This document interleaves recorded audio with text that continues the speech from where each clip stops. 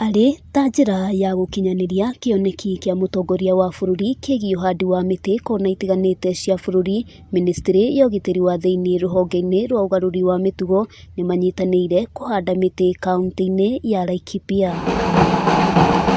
Mutitu-inĩ wa Marmanet nĩ kuhandi wa mĩtĩ ĩtanyihiire ngiri 100 ĩhandĩtwo mubango-inĩ ũrĩa ũkinyanĩirio unyitaniri-inĩ na gĩkundi kĩa roto.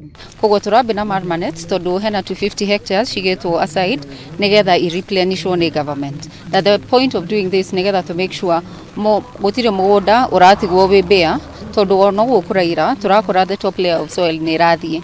Koguo ũmũthĩ tũra launch kũhanda mĩtĩ milioni 10.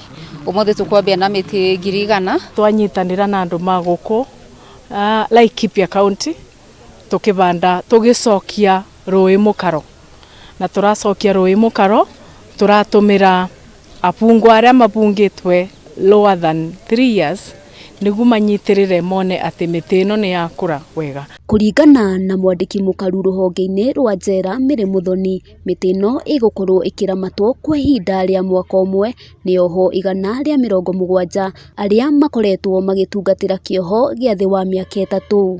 Andũ arĩa tuigĩte kũrĩa prison maingĩ mũno nĩ ciana iria ina 35 years and below.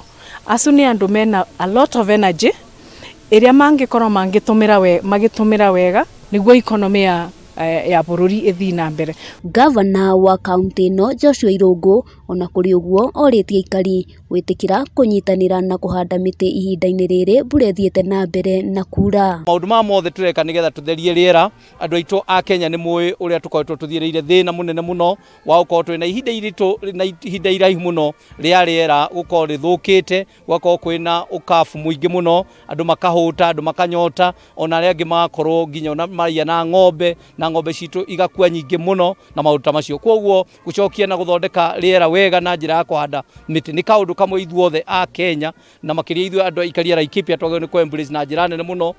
Matanya ma thirikari ya kaunti ya Laikipia nĩ gũtigĩrĩra mĩtĩ milioni 10 nĩyo yahandwo mũtitũ-inĩ ũyũ nĩguo gũtigĩrĩra riri waguo nĩ wacokereria.